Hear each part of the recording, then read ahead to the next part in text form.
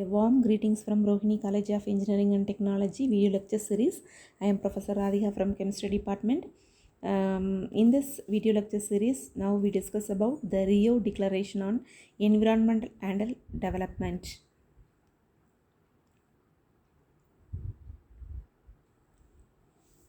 The United Nations Conference on Environment and Development met at Rio in the year of 1992 from June 3rd to 14.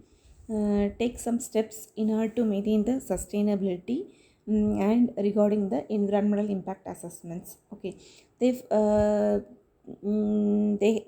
had given nearly 27 principles to follow. The first principle is the human beings are at the center of concerns for sustainable development. So these all the 27 principles mainly focus on attaining sustainability, the main goals of achieving sustainable development. Okay, so the human beings are the center of concerns for sustainable development. The principle 2 states that the responsibility of every individual human beings to ensure their activities within their jurisdiction and control do not cause damage to the environment of other states or other areas beyond the limits of national jurisdiction. Principle 3, which indicates that the right to development must be fulfilled so as to equitably meet developmental and environmental needs of present and future generations. That is the equal distribution of all type of resources. Principle number 4. In order to achieve sustainable development, environmental protection shall constitute an integral part of the development process and cannot be considered in isolation from it. Principle number 5. All states and all the people shall cooperate in the essential task of eradicating poverty as an indispensable requirement for sustainable development. So it is one of the main goal of sustainable development, eradicating poverty. Principle number 6. The special situation and needs of developing countries give more attention to the least developed countries. So they have to give the priority to the least developed countries. Then principle number 7.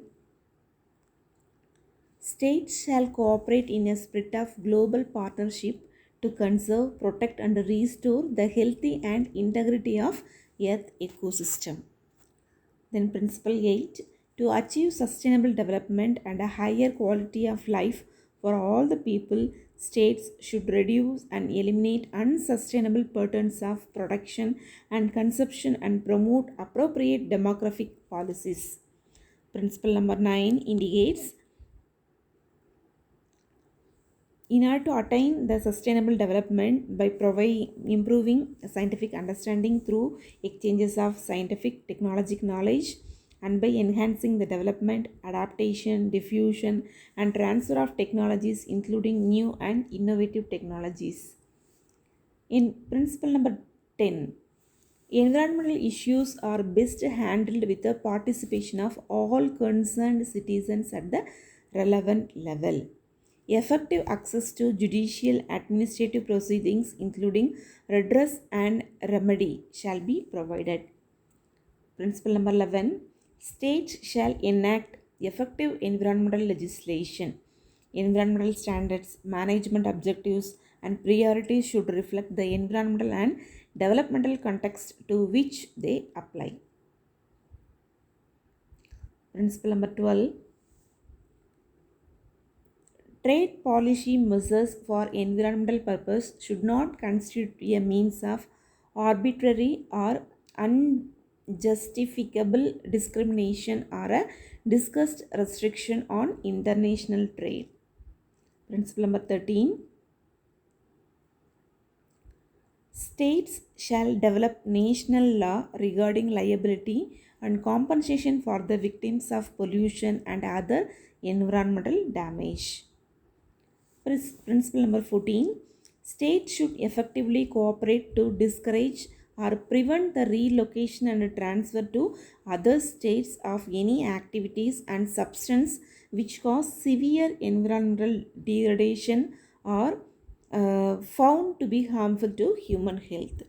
Principle number 15 states that in order to protect the environment, the precautionary approach shall be widely applied by states according to their capabilities. Principle number 16,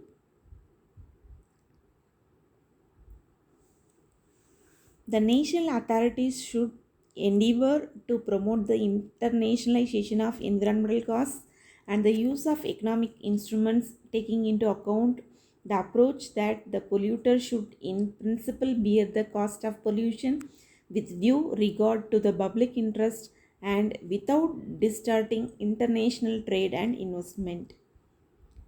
Principle number 7, the environmental impact assessment is a national instrument which shall be undertaken for the proposed activities that are likely to have a significant adverse impact on the environment and are subject to a decision of component in national authority. Principle number 8, every effort shall be made by the international community to help states so afflicted. Principle number 19 indicates that states shall provide prior and timely notification and relevant information to potentially affected states on activities that may have a significant adverse transboundary environmental effect. Principle number 20, women have a vital role in environmental management development. Their full participation is therefore essential to achieve environmental sustainability. Principle number 21, the creativity, ideals, and courage of the youth of the world should be mobilized to forge a global partnership in order to achieve sustainable development and ensure a better future for all. Principle number 22, states should recognize and duly support their identity, culture, and interest and enable their effective participation in the achievement of sustainable development. Principle number 23, the environment and natural resources of people under oppression, domination, and occupation shall be protected. Principle number 24, warfare is inherently destructive of sustainable development. Principle number 25, peace, development, and environmental protection are interdependent and indivisible. Principle number 26, states shall resolve all their environmental disputes peacefully and by appropriate means in accordance with the Charter of the United Nations. Principle 27, states and people shall cooperate in good faith and in a spirit of partnership in the fulfillment of the principles embodied in the declaration and in the further development of international law in the field of sustainable development. So, all over all type of principles indicates that how we maintain the sustainability. So, in order to protect our resources for our future generations, we need the EIA as well as it is a responsibility of every individual human beings to attain the sustainability goals. Thank you.